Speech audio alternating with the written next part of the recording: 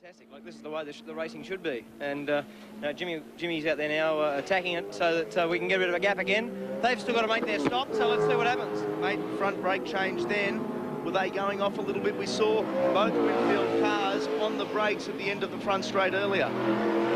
No, we've just been using that to get the confidence up, keep the pedal high. There's nothing wrong with the brakes. That's the last pad change. We'll be right from there. Okay, still a few laps to go. What's the prediction? Well, what do you reckon? Car one? Gee, I ask some silly questions sometimes. Well, you didn't think he was going to say 11. Okay. Jim Richards to the top of the hill, still trails. Greg Hansford in the number 11 Castrol Commodore. Larry Perkins to take over in the final stint of that. Great shot, that. Well, here's one guy with a great deal of finesse. He's got such a feel for a car, and whatever difficulties they may be keeping to themselves, it's very hard to believe that a car can run absolutely perfectly. But Jim will be able to hold that one together for the next number of laps he's asked to do. Well, he's got a 45-second deficit. Here's an old mate of yours, Al. You want to say hello to him? Brock, how are you? You there, Pete? Just my old friend Alan Moffat on the phone there. Yeah. Oh. Well, you said to me, how was I going to go with my carburetor? And unfortunately, your fuel injection has outlasted me. Yeah. Gee, Al, you got a picture in the car there at all?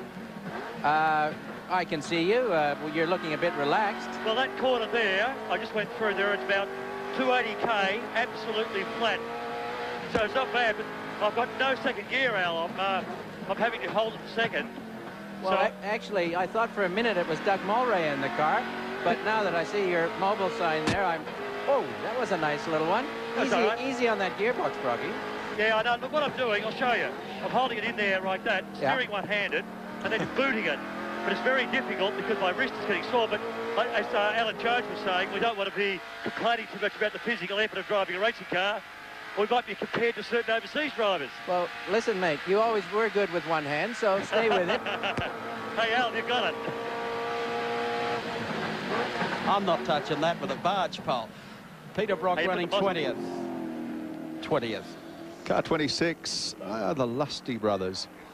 Ah, the Lusties. Well, they've been regulars here at this race for how many years? Oh, there'll certainly be a few years up their sleeve now. Darryl Dixon has joined them for Bathurst this year. And it was interesting, just watching as we went from race cam then, Brock seemed to be having a problem with his gear change, and here he is having trouble getting a gear. They have to slide through quickly. If he can nurse it, you'll see him double clutching. Oh, yeah. Not necessary yet. But that looks like it's getting worse, Alan. If he can't get the thing to stay in second gear initially, now he's starting to pick up, having trouble picking up more gears. So I guess the transmission's deteriorating. Yeah, they do. And we haven't seen this happen at all in the Shell Series and the Touring Car Championship. But Peter Hollinger's in for a heck of a week next week with these warranty claims out of our Falcon, and Brocky's mobile car will have that box down there. It'll be very interesting for him, and he'll be able to analyze and improve it for the future. Yeah, that is interesting. Certainly been very successful in sprint form. So Brocky holding it in gear. You can see him physically with the hand on the gear change. Just trying to pick up cogs and get the thing back to the pits. Into fifth there. Oh, look, he can't get top gear. Can't get into sixth. Back into fifth. So he's talked to the boys on the two-way radio, and I'm sure he'll be pit-bound on this lap. He can't go on like that. Well, I hope we didn't. I hope we didn't put the Moz on him. Let's see if Brocky comes into the pits or no, he's going to keep going. Well, this will be interesting. He's going to try and soldier on, running 20th on the road at the moment. I don't know, they may be preparing another Hollinger gearbox down there in the pits they can slide in. Well, that'll take a half an hour, and with us on the 119th lap, I don't think he'd want to try that at this stage. They can come good. It's a case of the synchronization, and if he just plucks it at the right revs, he might be able to nurse it through. But that seems pretty terminal in sixth gear there on the main straight. That's hard work. Good sounding in. of the problem through the headsets, and very little they can do about it while Brocky's out on the track. John Cleland would be very disappointed. He's been raving about this place and this car since he got here for the media day following the final round of the Touring Car Championship. There's a big cheer about to go up in North Queensland here as 05 comes on up on the back of car 14. Warren Johnson down from the tablelands in North Queensland. All the guys there, all these supporters and all these fans gather at the local and watch our telecast from the moment it starts to the moment it stops to cheer him on. Partnered this time around by Des Wall in their Commodore VL. And, they're in 19th position, so just goes to prove as long as you're out there and circulating, there's always a chance at Mount Panorama. Well, we dealt earlier with Laurie Donaher and his son Michael, the privateers in this one. You're talking about Warren Johnson. Here is the car now. This will bring a big cheer at up on the tablelands. They've been regulars here at Bathurst, always come. Not a huge budget to be able to run the race, and rarely do we see the car anywhere else during the course of the season.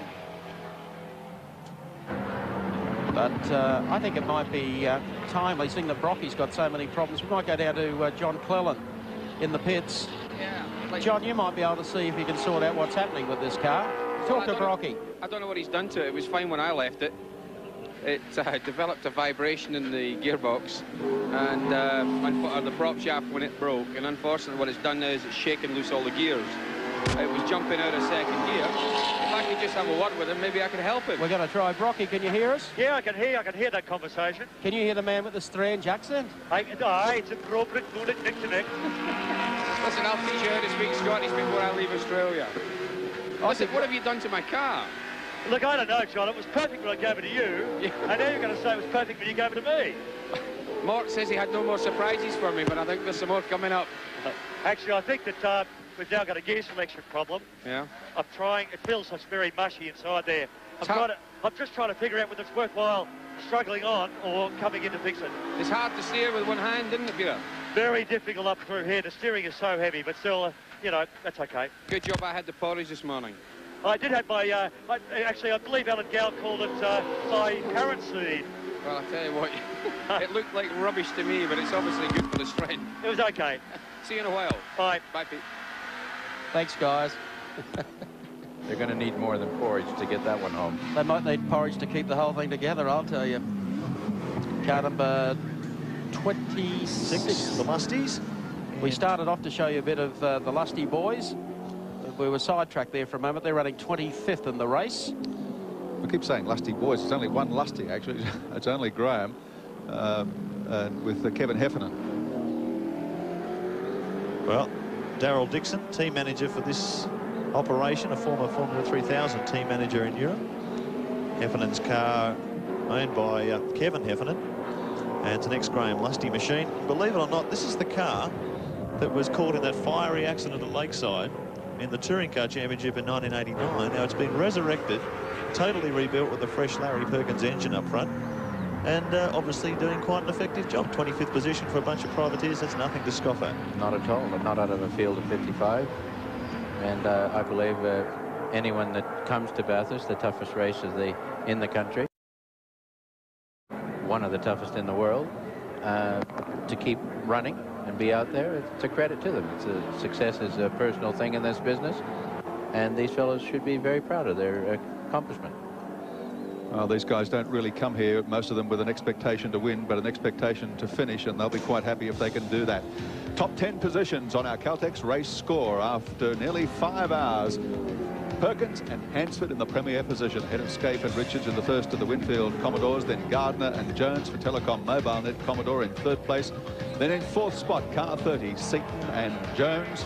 In the Peter Jackson EB Falcon, fifth is held by Brabham and Olsen. In the second of the Winfield cars, sixth place, Dunstan and Harrington. They have been in there all day and looming now in sixth place. Seventh spot, Brabham and Parsons in the second Peter Jackson car. Then Crompton and Gibbs in the GIO Commodore. Jones and Crick in position number 9. And Pearson and Stewart also doing a fantastic job in the Product Commodore to hold down 10th place. More to come in a moment.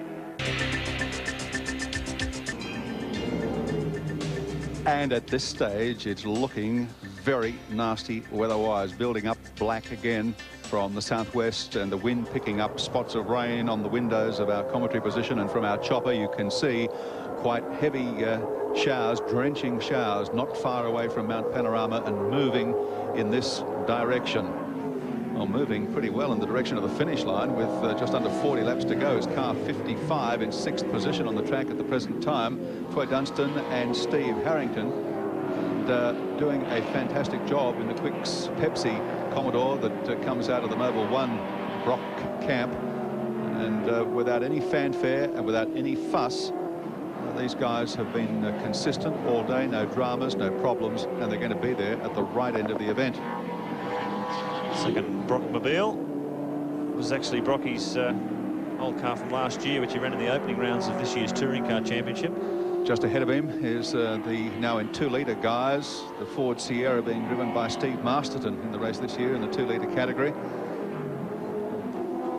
The reason Win Percy, by the way, went off at Murray's Corner at full tilt into the wall was that the throttle jammed under his foot, and he just had no choice. He had nowhere to go, straight ahead into the wall. Even the sand didn't seem to hold him up at all, Gary. He just went straight ahead, and bingo, the front of the car became the middle of the car. Windscreen wipers on for the Harrington Dunstan car. As Gary pointed to before, you can see the spots of rain on the lens of the cameras all around the circuit. It's done this all day. It's been teasing all day, threatening all day, but I was just out in the compound. Oh, look at this. Yeah. It's more than teasing. That's quite heavy rain now. Yeah. Watch for the scramble in the pits. If this looks like persisting, and I think it will, there'll be a mad scramble for groove tyres, for wet weather tyres. So it'll be an interesting tactical battle too.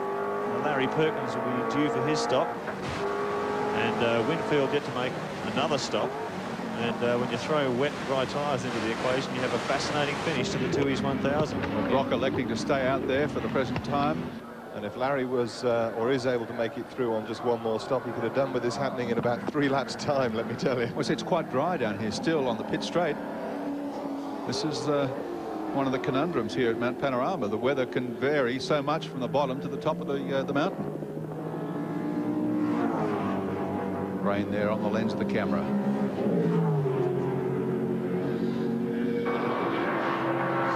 Peter Brock continues. Gearbox problems for him, making things a little difficult. Trying to drive one-handed under these conditions will be a nightmare. Brad Jones, the surviving Holden Racing Team Commodore, car 16. A little bit of break up there, but he's got the windscreen wipers going, and there's a lot of rain on the screen. We talked about Win Percy just a moment ago, that hair-raising end to the race for him. He's now in our pit studio with Sandy Roberts. Yes, thank you, Wilco. Well, you either interview a person for good news or for bad. Sadly, Win, I hate to do it this year, but it's for bad news. What happened? Well, what finally finished me was the throttles just stuck wide open coming down to the start line corner here. Just totally jammed? Yeah, I'd lost the clutch before the pace car incident with Dick. And the unbalance, I just couldn't do a lot about it, I'm afraid. Yeah. Way before you see the car now, it's just going to happen. I thought I was going to get away with it. Yeah. I'm trying to kill the engine. I could not reach the switch quick enough. When you say way before, just how far before you went into the sand? Well, you just get the light on in 4th gear as you approach the braking point. The light was on. It was a good lap. I'd had a little bit of problem at the Caltex, and I just wondered if it was a throttle, and maybe I didn't react quick enough or realize that I should be thinking of a problem and being prepared for it. And where I hadn't got a clutch, I wasn't quick enough trying to get down the gears. I couldn't balance it, because without the clutch, of course, you can only do it with the engine RPM. And I'm afraid it's caught me out. Rotten thing. It's not in the script, but you can't do anything about it. I feel sorry for the boys, especially Thomas. Yeah. He's done so well with that team. And it looked as if we were on the podium in a position, the way the car was going. What's your program now, Win? Back to England on Tuesday. Yeah. And to Monza, to this 55-car shootout. And we'll see what 2-litre can be. The first thing you said when you came into our studio was, how's Dick Johnson, who, as I...